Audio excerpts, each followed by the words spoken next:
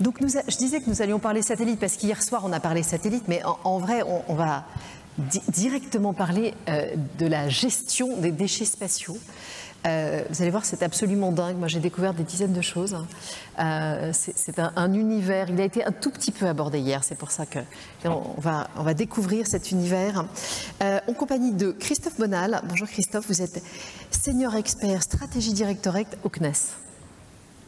C'est ça. À vos côtés, Édouard Merlet. Édouard, vous êtes responsable de la branche spatiale à la Réunion aérienne et spatiale. Bonjour, tout à fait. Et Julien Cantegreil, vous êtes CEO de Spaceable. Vous nous expliquerez ce que vous faites exactement. Merci, bonjour. Alors, pour commencer, je vais me tourner vers Christophe. De quoi est-ce qu'on parle? Quand on parle de débris spatiaux, ça représente quoi en taille, en nombre, en croissance historique? Merci. Merci de l'invitation, c'est vraiment très sympa. Bon, je crois ce qu'on a au-dessus de nos têtes nous pose deux types de problèmes, finalement assez disjoints, étonnamment.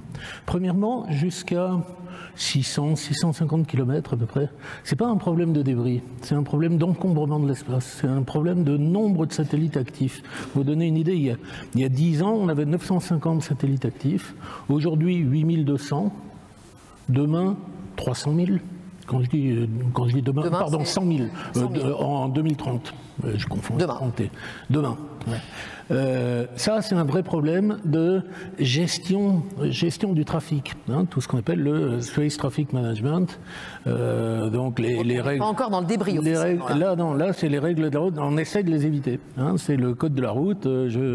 J'ai priorité, je viens de droite. J'ai priorité, je suis le plus gros. J'ai priorité, je suis le plus vieux. J'ai priorité, je suis le plus cher. Bon, et puis ça, au niveau international, bien évidemment.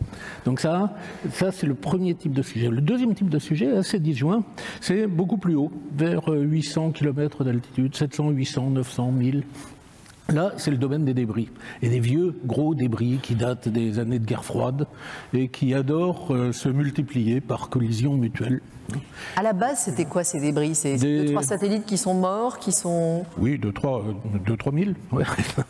Les vieux satellites qui étaient envoyés, juste des satellites d'observation, souvent militaires, avec les étages de fusée qui avaient servi à les monter là-haut et qu'on a laissé là-haut, hein, et qui, au fur et à mesure du temps, ont explosé, ont fait des collisions et ont entraîné... Alors là, on a une très grande population. Hein, pour donner une idée, on a à peu près 36 000 objets de la taille du poing. Okay, on a 10 000 objets intègres, des gros étages, des gros satellites. Quand on diminue un peu, on a 1 million d'objets de 1 cm ou 150 millions de 1 mm. 1 mm, c'est rien, hein, on voit bien. 1 mm, c'est l'impact, c'est le même impact qu'une boule de bowling lancée à 100 km à l'heure. Donc vous voyez, dans nos satellites tout fragiles et tout, vous imaginez, ça fait... Donc, un truc d'1 millimètre, c'est catastrophique potentiellement pour un satellite. Potentiellement. 1 cm, ça tue le satellite, de toute façon. Hein. Et 10 cm, non seulement ça le tue, mais en plus ça crée une gerbe de nouveaux débris qui ne demandent qu'une chose, c'est à rentrer en collision avec les autres. Donc, tout ça, c'est les deux domaines finalement un peu disjoints et qui reposent tous sur un socle fondamental qui est notre priorité aujourd'hui, c'est de savoir ce qu'on a au-dessus de nos têtes. Parce que vraiment être capable de les caractériser, être capable de suivre cette évolution galopante, on a besoin d'avoir des moyens de télescope, radar, tu vas en parler certainement, télescope, radar, laser, de manière à améliorer nos catalogues et être capable de prévoir les risques, identifier les risques mieux à l'avance. Aujourd'hui, pour vous donner une idée, quand on a un risque de collision entre deux objets qui font chacun, je sais pas, 2 mètres, on sait où ils sont à 200 mètres près chacun. Donc forcément, on a 99,99% de fausses alertes. Et ça, aujourd'hui, on vit encore avec, demain, on ne pourra plus. Quoi. Donc ça, c'est vraiment notre priorité, c'est tout ce qu'on appelle le SST, Space Surveillance and Tracking, qui est la priorité aujourd'hui. On verra sur toutes ces solutions. Peut-être déjà sur les problèmes. Édouard, est-ce que ces millions de micro-déchets, débris, posent un problème et en termes d'assurance, qu'est-ce que ça représente ? Alors moi je vais réagir au contexte qui a été très bien dressé par Christophe. On regarde ce qui existe aujourd'hui au-dessus de nos têtes. Je trouve que c'est aussi intéressant de regarder les tendances et notamment au niveau de l'encombrement, le développement du New Space là, ces dernières années. Un chiffre qui m'a toujours frappé, c'est si on regarde les SmallSat, ces satellites qui font moins de 600 kg, si on regarde le nombre de SmallSat qui ont été lancés l'année dernière, on est à peu près à 2300 SmallSat. Si on regarde sur les 10 dernières années, c'était 8000.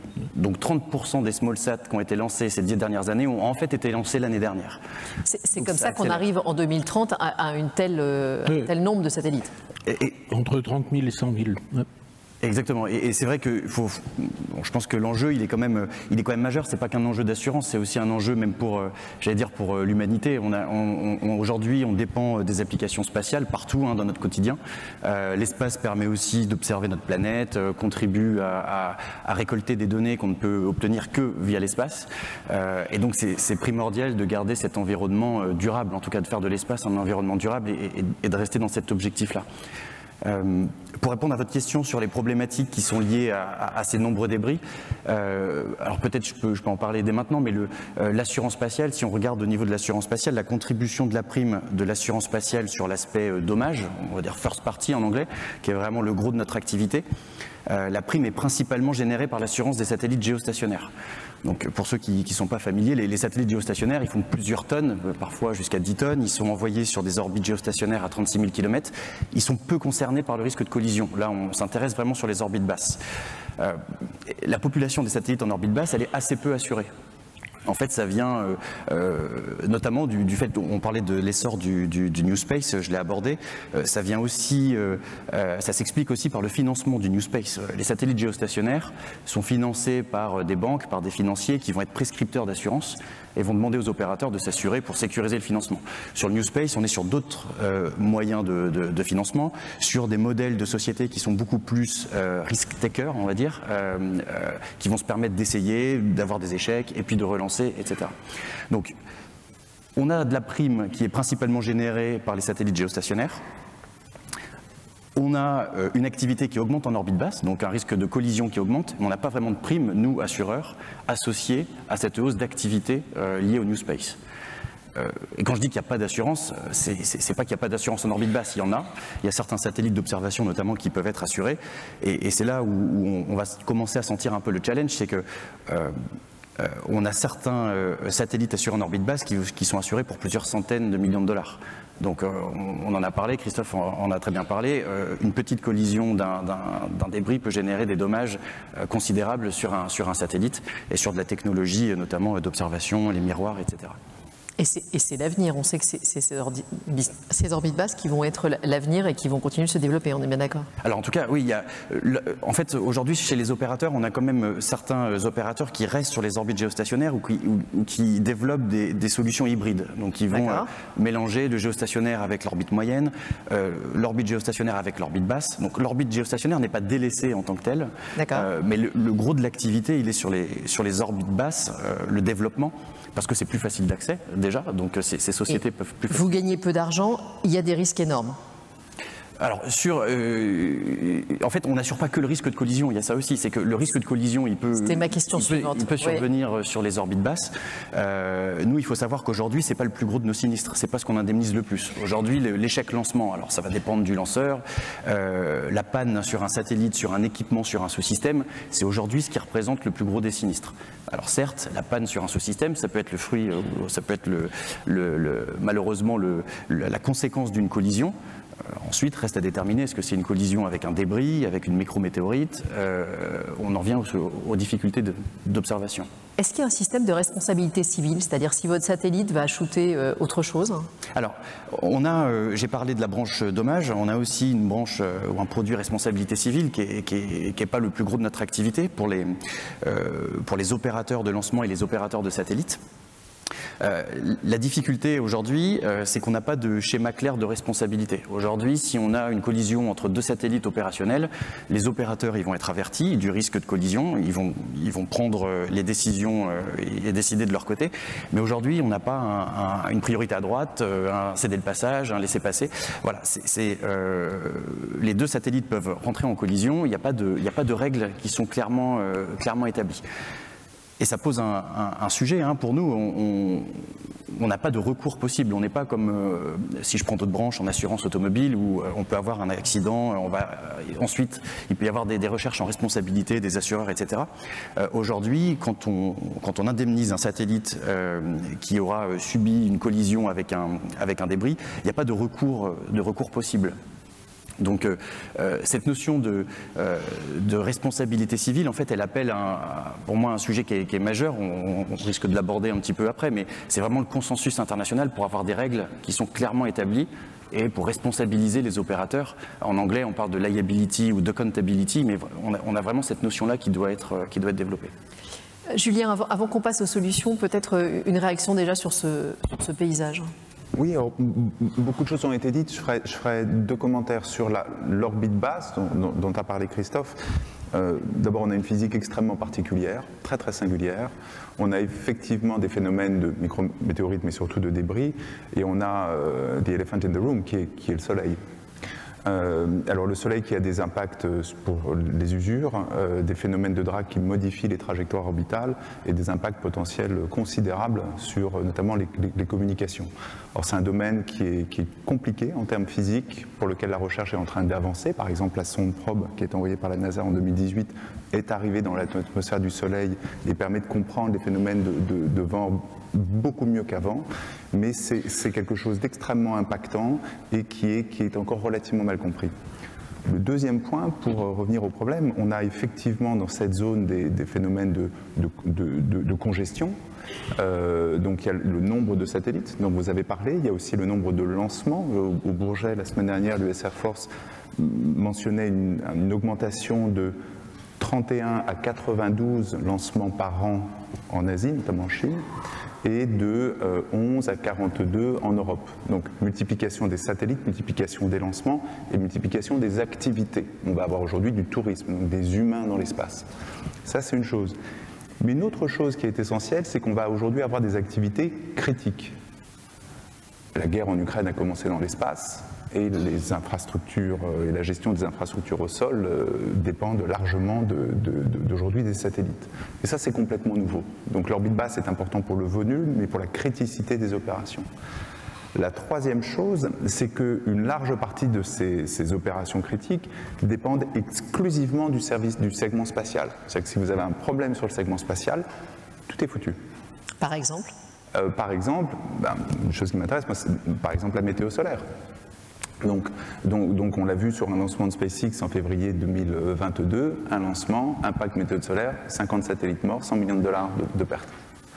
Donc ça, c'est relativement nouveau. Et donc tout l'enjeu va vraiment être de effectivement créer des façons de se comporter.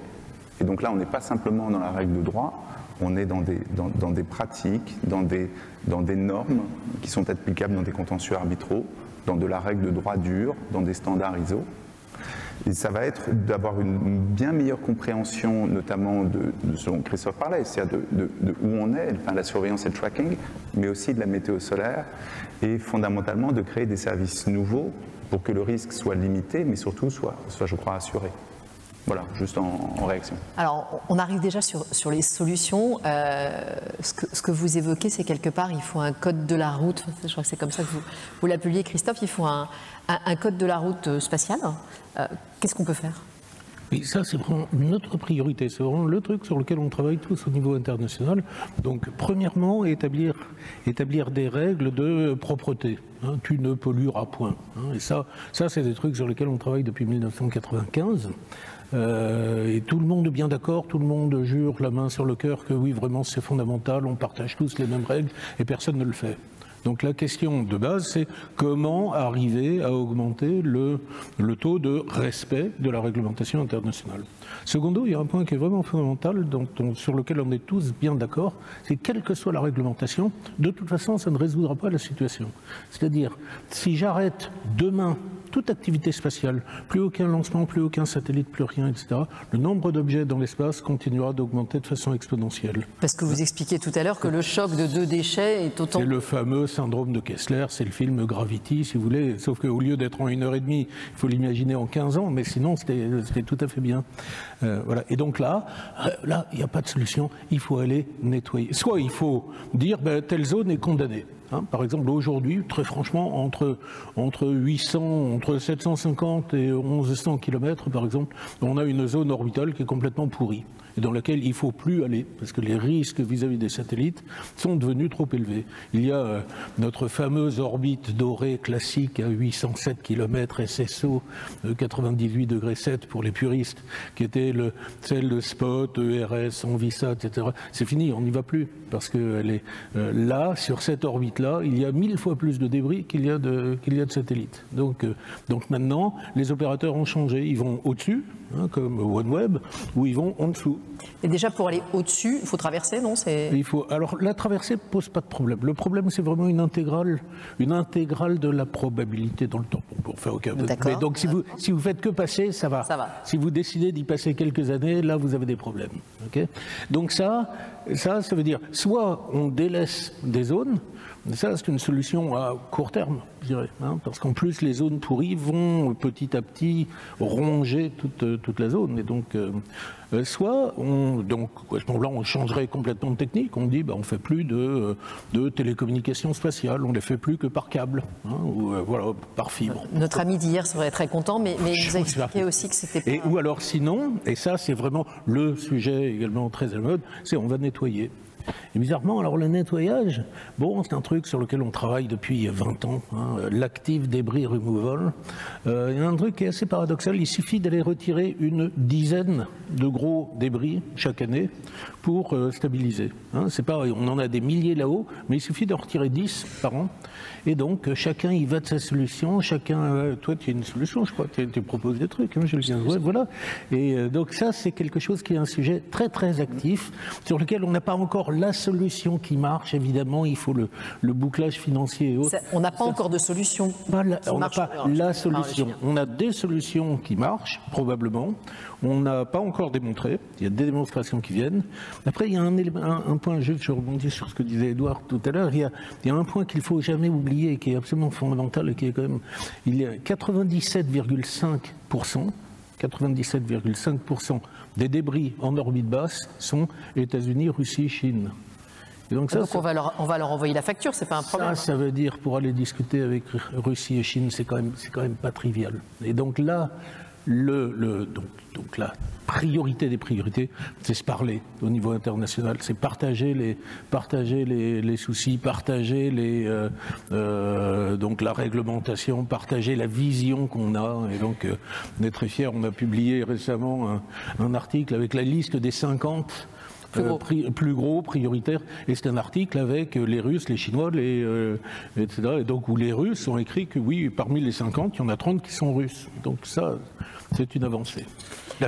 Julien, parmi les solutions, alors il y a la vôtre, il y en a d'autres. Si vous nous faites un petit tableau de ce qui est possible. Dans 3 directions, je pense qu'une première solution, on peut le rappeler tout à l'heure, c'est vraiment la solution comportementale. Donc là, il y a des groupes d'intérêt vraiment de l'industrie. Nous, on s'y soumet nous-mêmes, Confer, Space Safety Coalition, Forum de Paris pour la paix. C'est s'obliger à fonctionner selon tel et tel principe. Et ensuite, d'un point de vue plus strictement contentieux, on est en responsabilité pour faute. Il y a des catégories juridiques sur lesquelles on peut, au niveau contentieux, commencer à agir. Je pense notamment aux standards de négligence. Il y a suffisamment de substance dans le droit international coutumier pour activer ces catégories et les rendre applicables dans par exemple, du contentieux arbitral. Et il y a tout un travail sur les normes. Évidemment, Christophe à l'IADC joue un rôle là-dessus, que ce soit à l'IADC, que ce soit à l'ISO, etc. Donc il faut, où qu'on soit, à quelques niveaux d'intervention, qu'on joue au fond le même jeu, qui est un enjeu de bon comportement, de bon samaritain dans l'espace, sur chacun de ces 4 niveaux. La deuxième chose, et c'est là je crois qu'il y a un élément d'optimisme, il y a énormément d'innovation. Nous, ce qui nous paraît assez évident, c'est qu'il va falloir bien voir des détails beaucoup plus petits. Donc il y a une course internationale pour voir des débris, on appelle ça les Lethal Non-Trackable Debris. Avant, c'était grand-chose de voir 10 cm. Aujourd'hui, on se bat pour voir 1 à 2 cm. Donc, pour être capable de regarder le débris, voir s'il est dangereux ou pas, en allant avec une exactement. Une loupe, Donc un télescope. on le surveille, souvent des caméras grand champ, et ensuite, avec un télescope, on peut aller le traquer. Donc nous, par exemple, on va aller à 2 cm avec de l'optique, de l'infrarouge, des caméras grand champ. Donc ça, c'est un vrai travail qui suppose un déploiement. Bon, on peut revenir dessus. Donc voir bien des détails plus petits. Nous, on peut même voir dans l'espace des détails de l'ordre de 10 mm. Donc là, c'est une révolution voilà, x100. La deuxième chose, c'est qu'il va pouvoir mieux prévoir. Donc là, on parle, et là, on parle plus de deep learning. On a du mal à comprendre le Soleil, mais en revanche, par deep learning, on peut quand même arriver à prévoir 6, 7, 8 heures. Donc ça, c'est très important. Donc là, c'est où se situera le débris dans 8 heures? Non, là, c'est prévoir des orages électromagnétiques et donc pouvoir switch off au sol des infrastructures avant qu'elles soient impactées. Il y a 30 minutes d'écart entre un orage et l'impact au sol. Donc mieux voir, mieux prévoir le phénomène solaire. Il y a ensuite, pour moi, c'est on pourrait multiplier, pardon, il faut certifier sa donnée. Ça, je crois que c'est très important, notamment pour des assureurs, c'est-à-dire certifier que ce que vous avez vu est bien la chose dont on parle. Donc là, il y a par exemple des technologies de cryptographie, de recoupement de données, etc. Voir, prévoir, certifier. Ça, c'est des innovations technologiques qui ont lieu, qui sont fondamentales. Christophe parlait de l'ADR, le debris removal. Il y a beaucoup de choses qu'on peut faire pour observer, pour, par exemple, déplacer. Et la troisième chose qui est très importante, une fois qu'on a réduit le risque, c'est de pouvoir assurer le risque résiduel. Quand vous êtes en géo, vous avez un satellite à 400 millions de dollars et 95% de fiabilité, ça va. Il y a un très gros shield. Quand vous êtes en orbite basse, on n'en a pas encore parlé aujourd'hui, la loi de Moore, c'est-à-dire que chacun va essayer de faire les choses 100 fois moins cher. Donc ça va être encore plus petit, encore plus fragile. Alors qu'on va à un pic solaire en 2025, vous avez un risque beaucoup plus grand. Donc une fois qu'on a limité le risque, ce qui est intéressant, c'est d'assurer ce risque résiduel. Et là, je crois que c'est une troisième voie de l'industrie. Nous, par exemple, ce qu'on fait, c'est qu'on donne des états de santé pour pouvoir voir des détails de l'ordre de 10 mm sur n'importe quel actif d'une constellation. Et donc ça permet à un assureur, typiquement, de créer une police d'assurance pour pouvoir réévaluer ses premiums. Donc je pense qu'il y a un travail sur les régulations, il y a un travail vraiment sur la tech pure pour améliorer les performances, et puis il y a la création de nouveaux services. Et nous, on s'est dit, il y a quelque chose sur la création de, au fond, la vie en orbite. Pas simplement le lancement plus ping ou plus 1, mais vraiment sur la vie en orbite. Et pour faire ça, les assureurs auront besoin d'analyses complètement innovantes. Nous, c'est pour ça par exemple, on peut voir sur place très rapidement. Voilà, donc c'est trois voies d'innovation. Et après, ce qui est assez beau dans la période actuelle, c'est pour ça que je suis au fond assez optimiste, c'est qu'on est dans une ère sur l'IA, sur la crypto, où il y a vraiment des changements de 1 à 100. Et donc je pense que l'espace était au fond un non-sujet, à la fois parce qu'il y avait peu de risques, les satellites étaient très chers en orbite basse, et puis entre nous, on n'y voyait rien. Donc quand vous ne voyez rien, vous pensez que tout va bien. Aujourd'hui, je pense qu'on va dans une période dure, où il va y avoir des accidents, et il y a un pic solaire. Et donc ça va être celui qui a la bonne information pour bien se parer.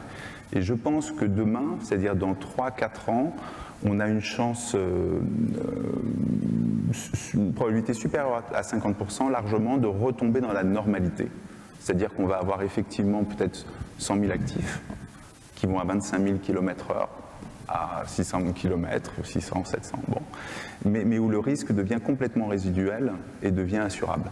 Et ça, c'est une situation que l'industrie, en tout cas de l'assurance spatiale, qui a plutôt pris du risque, en fait, va pouvoir gérer grâce à toutes aux avances tech.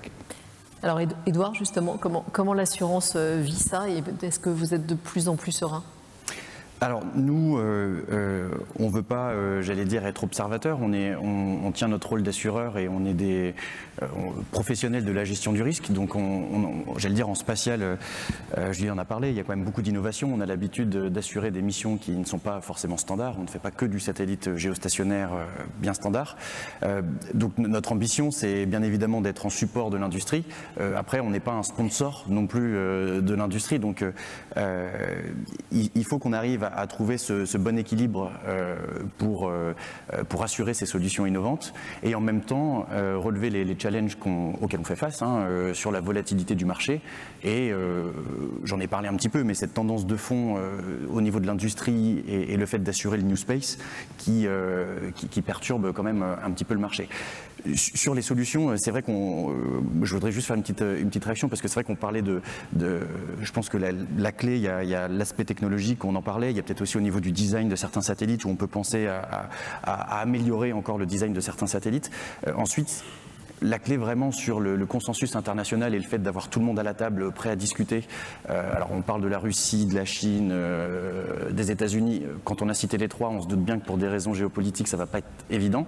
Mais en même temps, je reste assez optimiste parce que l'espace reste quand même un espace de coopération. Quand on voit la station spatiale, il y a quand même des choses qui peuvent échapper un petit peu à ce qui se passe sur Terre en termes de tension.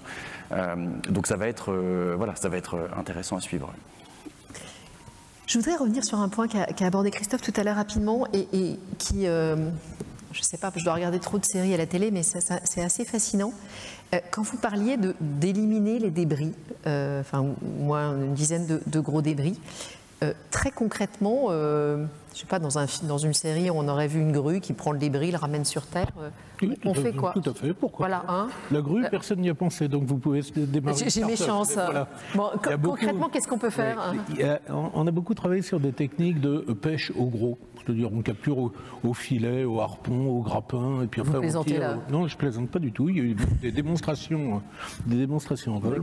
Et puis après, s'est posé la question trivial de qui paye, comment est-ce qu'on rembourse ça, aller rechercher. Alors attention, quand on parle de débris à les retirer, je parle d'un autobus, je parle de, par exemple, les gros débris, c'est les zéniths russes, 9 tonnes, 9 mètres. Okay. Un bus. Il y en a, par exemple, donc il y en a 22 qui sont sur des orbites très très proches les unes des autres et qui passent à moins de 100 mètres l'un de l'autre une fois par mois. Donc la question c'est, bon, il faut absolument les retirer avant une collision de face doublerait le nombre de débris d'un seul coup. Donc là les questions c'est qui paye. Et donc par exemple là les Russes ont dit surtout vous n'avez absolument pas le droit d'y toucher, c'est à moi, c'est mon débris, vous n'y touchez pas. D'ailleurs ils disent c'est pas des, pour la for fun, ils disent c'est pas des débris parce qu'on s'en sert pour calibrer nos télescopes et nos radars, donc ils ont une fonction, donc c'est pas des débris. Bon, ok. Et après ils disent évidemment on peut aller les retirer si vous voulez, il suffit de nous payer. Voilà. Donc on développe des techniques. Là, on s'est rendu compte que le seul moyen de financer ça, c'est probablement par ce qu'on appelle le in-orbit servicing. Alors in-orbit servicing, le service en orbite, c'est quoi? C'est quelque chose qui vient vraiment maintenant avec tout ce qui est l'espace 4.0 dont on parlait et autres, c'est la camionnette d'Arty. Le lundi, je vais remplir un satellite. Le mardi, je vais en réparer un. Le mercredi, je vais en inspecter un. Le jeudi, je vais en déplacer un, etc. Et le dimanche, évidemment, pour être conforme à la réglementation internationale, je me désorbite dans le sud du Pacifique. Et là, on lui dit, quand tu te désorbites, récupère le débris qui est le plus proche de toi. Ça, c'est de la théorie qui serait possible à quelle échéance? Demain. Et 2026. 2026, on aura ces premiers... Il y a une démonstration qui est en cours de financement, qui est en cours de développement, dans une start-up qui s'appelle ClearSpace, qui est installée en Suisse. Alors pour la petite histoire, c'est les Suisses qui se sont dit quand même, nous, on est propre. Donc on va démontrer, donc c'est les premiers à faire ça. Et donc ils développent un petit robot spatial, une espèce de crabe qui va aller attraper un vrai débris, alors pas trop gros pour commencer, mais un vrai débris, et le désorbiter. Et ça, c'est prévu dans le contrat en 2025, ou ils espèrent en 2026, ce sera peut-être en 2027, mais enfin c'est demain ou après-demain. Et ça, mais la technologie existe déjà, cela dit, on a déjà des extensions de vie de satellites qui arrivent en fin de vie, où on va venir greffer un autre satellite, qui va venir s'accrocher à ce satellite, l'emmener à une position orbitale souhaitée, le maintenir en position, parce qu'il n'a plus de fuel à bord ou autre, mais le reste fonctionne très bien, les équipements, l'électronique fonctionne très bien, donc on le maintient à poste, et ensuite, une fois qu'on a prolongé la durée de vie, ce satellite peut emmener le satellite cible sur une orbite cimetière, et ça c'est quelque chose qui est fait aujourd'hui, qui existe, donc la technologie elle est déjà... Déjà deux fois, exactement. MEV lancée par Ariane d'ailleurs. Alors dans mes séries des années 50, on envoie des lasers pour choper des trucs, Julien, ça marche ça? Oui, non, mais il y a beaucoup de technologies développées. celle-ci en est d'autres. Ce qui est intéressant, c'est le changement de paradigme. C'est-à-dire qu'avant, on développait des normes et on se disait, bon, est-ce qu'on peut monitorer, est-ce qu'on peut faire? Ce que nous montrent notamment les Américains, donc là on parlait du MEV pour le Non-Bit Servicing, c'est qu'on fait des choses dans le cadre de missions très particulières. Nous, par exemple, on a eu un contrat par France 2030, le CNES a revu, on fait une mission d'inspection 2025. On fait une chose. Et ensuite, on peut développer des normes et faire des choses. Et effectivement, il y a du laser, il y a du grappling, il y a des filets, il y a beaucoup de choses un peu folles. Mais ce qui est intéressant, c'est qu'il y a probablement une vingtaine de missions intéressantes qui vont avoir lieu. Nous, on est partenaire de ClearSpace, donc c'est formidable qu'ils y arrivent. Et donc, il va y avoir des solutions testées entre 2025 et 2027 sur les aimants clés de l'on-orbit servicing. Ouais. On arrive déjà au terme, je suis désolée. Si on doit mettre en une phrase, en un mot, votre credo pour qu'on arrive à nettoyer l'espace, en fait, qu'est-ce que vous pariez sur quoi? Moi, c'est très simple, c'est la multiplication d'événements comme ça. Je vous remercie de nous avoir invités, oui, d'avoir fait un peu de pub sur d'autres sujets. Moi, j'essaye, j'ai mon bâton de pèlerin sur le sujet depuis 1987. Non, vous ne le faites pas.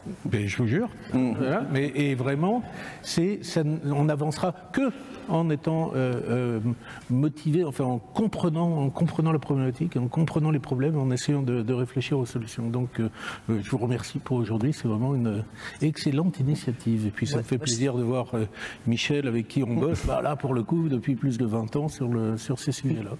Voilà. Julien, votre pari Moi, pardon, oui. Je vous remercie aussi.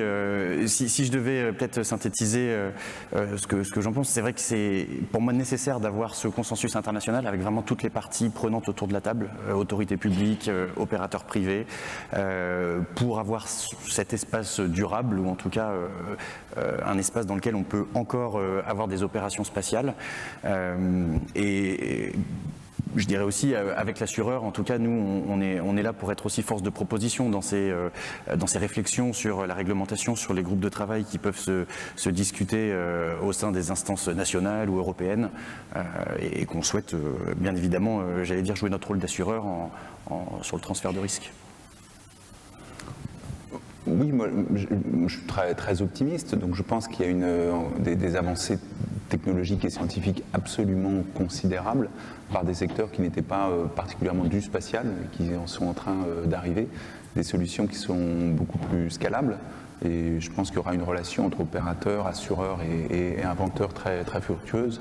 Donc ce que je souhaite, c'est qu'on se donne la possibilité de créer des modèles assurantiels nouveaux, où je pense qu'il y a énormément de revenus pour les assureurs, et je pense qu'il y a la fiabilité de solutions deep tech qui peuvent s'appliquer au spatial, et il y a le regard des agences qui permet de limiter les risques. Donc c'est tester ces solutions assurantielles qui seront nouveaux pour un marché qui est de 360 milliards de dollars aujourd'hui, qui sera d'1 trilliard en 2040, un nombre de satellites qui était de 110 en 2010, qui va devenir peut-être 100 000 en 2030. Donc il y a du marché, le reward est là, et la communauté est impliquée. Merci beaucoup à tous les trois de nous avoir fait rêver. Enfin voilà, moi ça m'a... Rêver. Merci.